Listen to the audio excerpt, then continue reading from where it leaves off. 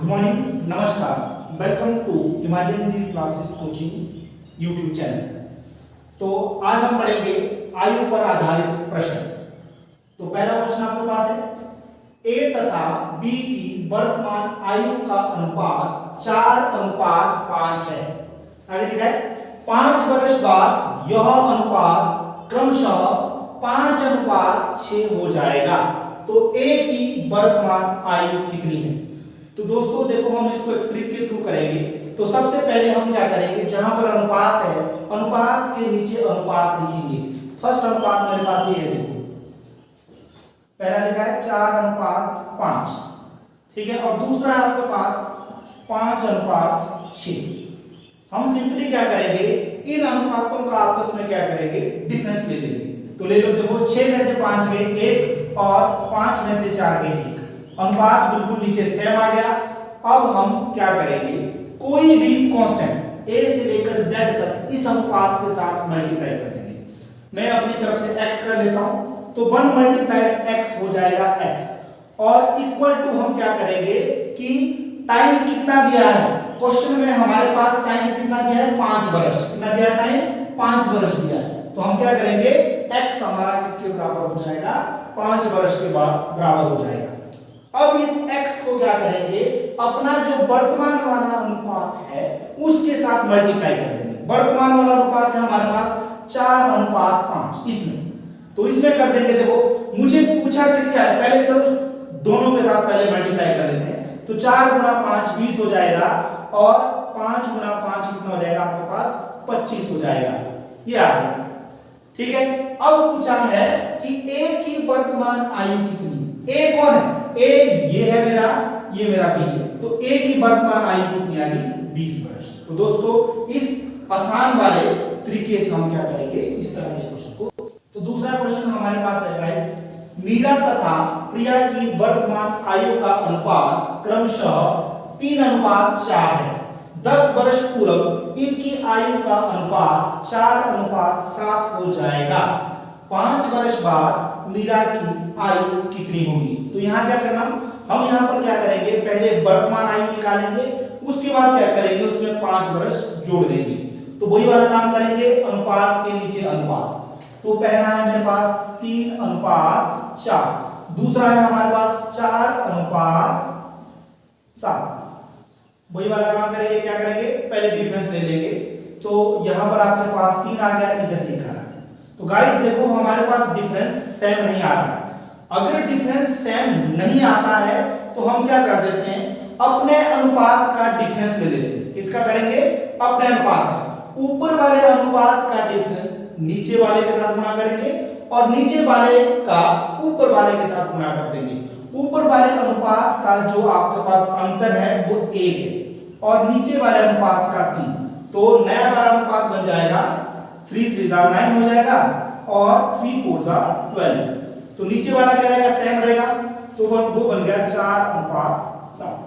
अब देखो गाइस, अब 12 से कोई वाला काम करो, क्या करना है, 12 में से 7 गए 5, और 5 में से 9 में से 4 गए 5। तो यहां पर क्या आ गया, अब अनुपात सेम आ गया। अब वही वाला काम क्या करेंगे, कांस्टेंट को इसके साथ क्या कर देंगे, मल्टीप्लाई कर देंगे। तो कर दो, 5x इज इक्वल टू, अब देखना है क्वेश्चन में समय कितना दिया है, हमारे पास समय दिया है 10 वर्ष। तो 10 कर दो, x की वैल्यू यहां से 2 आ जाएगी। अब अपने x को क्या करना है, वर्तमान एज के साथ गुणा कर देना है। वर्तमान वाला अनुपात कौन है हमारे पास, हमारे पास वर्तमान वाला अनुपात ये वाला है। तो कर दो। तो आपके पास पूछा किसका है, मीरा का पूछा है। तो m मींस मीरा, और दूसरी आपके पास प्रिया, p मींस प्रिया। तो मुझे मीरा का निकालना है। तो मीरा का आपके पास देखो यहाँ पर 9 लिखा है, 9 × 2 18 वर्ष हो गया। और पूछा कि यह है मीरा की वर्तमान आयु, और हमें क्या पूछी है, 5 साल के बाद, यानी कि हमें फ्यूचर में पूछा गया है। तो हम क्या करेंगे, मीरा की वर्तमान आयु में 5 वर्ष जोड़ देंगे। 18 में 5 जोड़ दो तो कितना हो गया, 23 वर्ष। तो गाइस ये जो हमारे पास 23 वर्ष आया, ये हमारे पास राइट आंसर। जो नेक्स्ट क्वेश्चन है हमारा, उसमें देखो क्या क्या है, अंजू तथा संध्या की वर्तमान आयु का अनुपात क्रमशः 13:17 है। 4 वर्ष पूर्व इनकी आयु का अनुपात 11:15 था। 6 वर्ष बाद इनकी आयु का अनुपात क्रमशः कितना होगा? तो देखो इसमें क्या करेंगे, इसमें आपके पास पूछा है, आंसर किस में आएगा? आपके पास अनुपात में आएगा। तो देखो इसको करने से पहले क्या करेंगे हम, अनुपात के बारे में थोड़ा सा मैं आपको बता दूं। अनुपात जैसे आपके पास लिखा है A/B, A अनुपात B। अनुपात का मतलब सिंपल बटा होता है P/Q।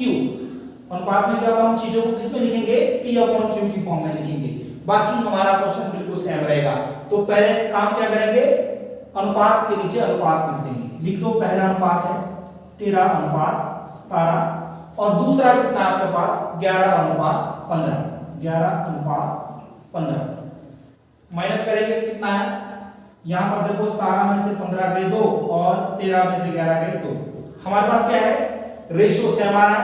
अब क्या करेंगे, वही वाला काम क्या करेंगे, कांस्टेंट को मल्टीप्लाई करेंगे तो 2 × x 2x हो जाएगा। और आपके पास समय टाइम कितना दिया है क्वेश्चन में, देखो शुरू में क्वेश्चन आपके पास टाइम दिया आपके पास 4 वर्ष। कितना दिया है? 4 वर्ष। तो यहाँ 4 लिखेंगे, x की वैल्यू यहाँ से 2 आ जाएगी। कितनी आएगी x की वैल्यू? 2। फिर क्या करेंगे, इस x को क्या करेंगे, वर्तमान आयु के साथ गुणा कर देंगे। तो वर्तमान आयु कितनी है मेरे पास? ये है मेरे पास वर्तमान वाला अनुपात। तो आपके पास देखो क्या है, यहाँ अंजू तथा संध्या की बात करें। A means Anju, S means Sandhya. तो देखो यहां पर क्या बनेगा, 13 के साथ 2 गुणा करेंगे तो 13 दूनी 26 हो जाएगा और 17 के साथ 2 गुणा करेंगे तो 17 दूनी 34 हो जाएगा। अब देखो आपके पास क्या पूछा है, आगे पूछा है क्वेश्चन में 6 वर्ष बाद हमें क्या करना पड़ेगा, वर्तमान आयु में 6 साल और जोड़ने पड़ेंगे। तो वर्तमान में 6 जोड़ दो तो कितना हो गया, यहाँ पर 32 हो गया और इधर 6 जोड़ देंगे तो कितना हो गया, 40 हो गया।